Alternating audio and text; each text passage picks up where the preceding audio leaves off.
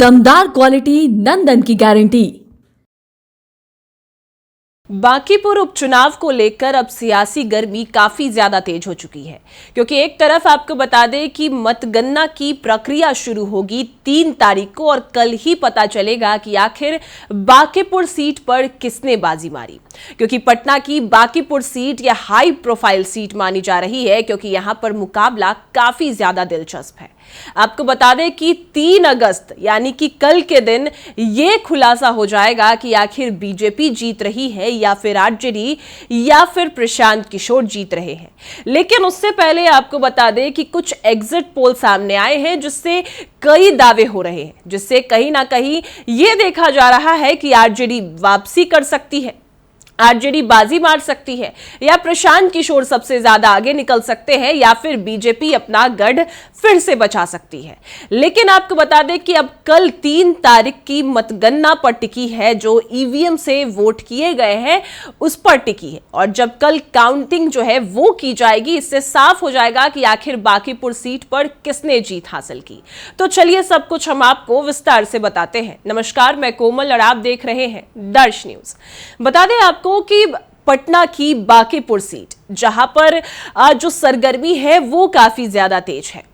जिस तरीके से आपको बता दें कि सभी जो वोट करने गए थे, इसके बाद आरजेडी तेजस्वी यादव खुद अपने प्रत्याशी रेखा गुप्ता के लिए वोट करने गए और तमाम आरजेडी नेता समर्थक भी वोट करने गए। प्रशांत किशोर की जनसुराज के लिए भी तमाम नेता जो है वो वोट करने गए, ईवीएम से वोट डालने गए। लेकिन वहीं बीजेपी के नीरज सिन्हा के लिए भी भारी संख्या में लोग पहुंचे। तो इससे कहीं ना कहीं अंदाजा ये लगाया जा रहा है कि आखिर ये वोट किसके खाते में ज्यादा जाएगा, क्योंकि आरजेडी की रेखा गुप्ता भी पहले भी बांकीपुर विधानसभा चुनाव लड़ चुकी है और 50,000 वोट वो हासिल कर चुकी थी।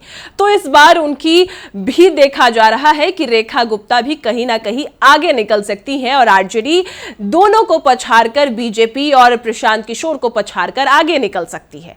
तो वहीं बीजेपी का गढ़ माना जाता है और बीजेपी का गढ़ रहा है, क्योंकि नितिन नवीन की वो खाली हुई सीट है। तो बीजेपी कभी अपना गढ़ जाने नहीं देगी, अपनी सीट को बचाने के लिए वो कुछ भी करेगी। तो नीरज सिन्हा के लिए भी कई हजारों संख्या में सभी ने वोट किया है। तो वही प्रशांत किशोर भी खुद चुनावी मैदान में हैं, तो कहीं ना कहीं वो भी जीत का दावा कर रहे हैं।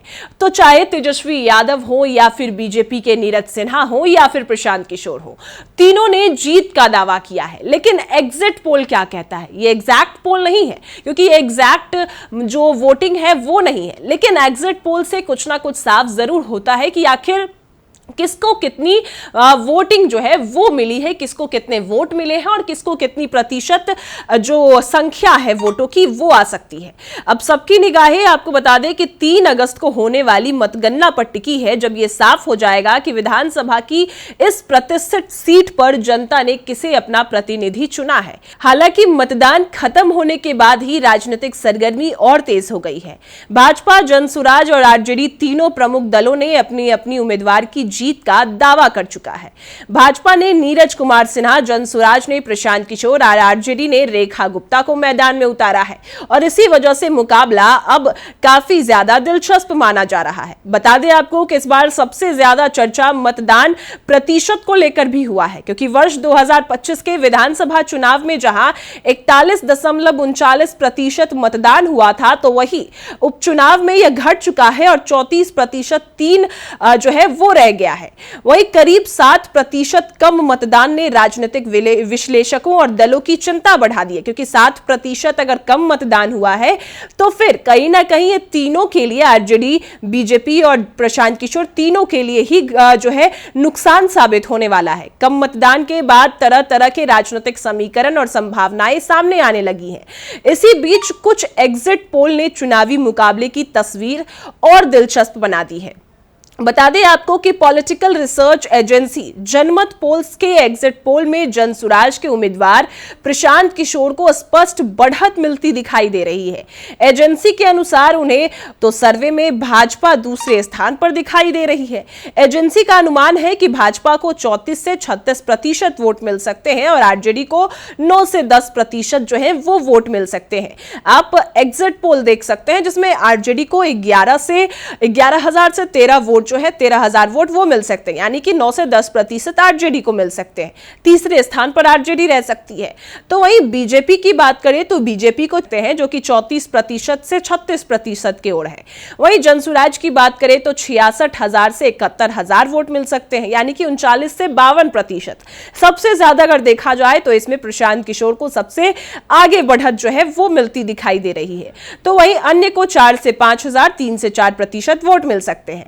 तो अब दूसरी एग्जिट पोल की बात करें तो डीवी रिसर्च के एग्जिट पोल में प्रशांत किशोर को बढ़त मिलने का दावा किया जा रहा है। इसमें भी प्रशांत किशोर को बढ़त मिल रही है।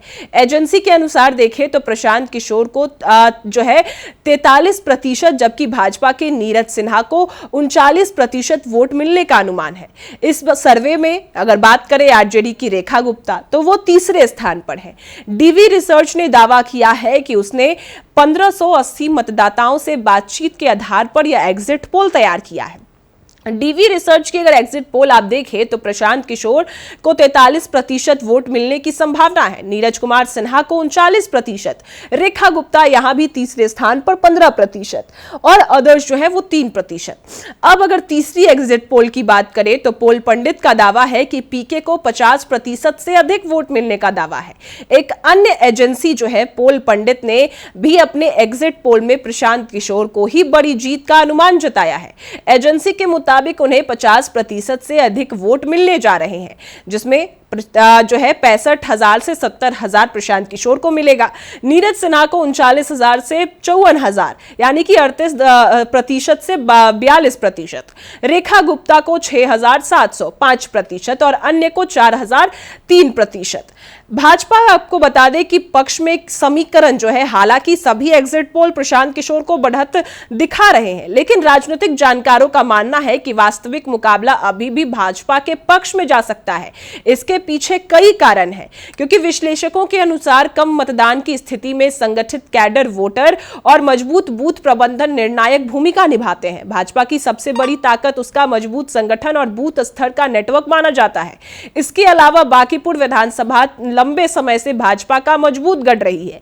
वर्ष 2025 के विधानसभा चुनाव में भाजपा के तत्कालीन उम्मीदवार और वर्तमान में राष्ट्रीय अध्यक्ष नितिन नवीन को 98,299 वोट मिले थे, तो वहीं आरजेडी की रेखा गुप्ता को 46,363 वोट प्राप्त हुए थे। तो भाजपा ने यह एक सीट जो है 51,000 से अधिक मतों के अंतर से जीती थी। अब जो सवाल है कि जो एग्जिट पोल में दिखाए जा रहे हैं कि हर जगह प्रशांत किशोर को बढ़त मिल रही है, हालांकि ये वास्तव एग्जिट पोल नहीं है, लेकिन कहीं ना कहीं बीजेपी जो है ये आगे निकल सकती है। एग्जिट पोल में जो बताए जा रहे हैं उससे ये तो साबित नहीं हो सकता कि प्रशांत किशोर ही जीतेंगे, लेकिन जिस तरीके से आपको बता दें कि बीजेपी का गढ़ रहा है बांकीपुर और वहां से नितिन नवीन कई बार जीत चुके हैं, तो ऐसे में बीजेपी को हराना यह नामुमकिन नहीं हो सकता है। वहीं अगर देखा जा रहा है कि आरजेडी की रेखा गुप्ता को तीसरे स्थान पर रखा जा रहा है, तो तीसरे स्थान पर रेखा गुप्ता कैसे रह सकती है, क्योंकि रेखा गुप्ता भी 50,000 से ज्यादा वोट विधानसभा चुनाव में जीत चुकी हैं, तो कहीं ना कहीं उनका भी वोट बैंक है और वो भी कहीं ना कहीं जीत सकती हैं। और प्रशांत किशोर इस बार चुनावी मैदान में है, तो इस वजह से ही कहा जा रहा है कि प्रशांत किशोर खुद चुनावी मैदान में है, तो वो जीतने का दावा उनका ज्यादा बढ़ चुका है। लोगों के अंदर भी कहीं ना कहीं ये है कि चलो प्रशांत किशोर को मौका देते हैं, लेकिन ऐसे में एग्जिट पोल से ये तो दिख रहा है कि प्रशांत किशोर आगे हैं। लेकिन अगर जमीनी स्तर की बात करें तो बीजेपी अपना गढ़ कभी जाने नहीं देगी और आरजेडी भी कहीं ना कहीं कड़ा मुकाबला देगी, क्योंकि आरजेडी पहले भी इस सीट पर लड़ चुकी है और तेजस्वी यादव खुद रोड शो करते नजर आए थे, वोट की अपील कर रहे थे, तो ये बड़ा जलसा भी देखने को मिला था। आरजेडी के समर्थक नेता सभी सड़क पर उतरे थे। तो ऐसे में एग्जिट पोल के दावे और जो असल सच्चाई है वो कल साफ हो जाएगी कि आखिर आरजेडी की रेखा गुप्ता जीतती हैं या फिर प्रशांत किशोर बाजी मारते हैं या फिर बीजेपी अपना गढ़ बचा लेती है। अब आपकी इस पर क्या राय है वो में कमेंट में जरूर बताएं और देखते रहें दर्श न्यूज।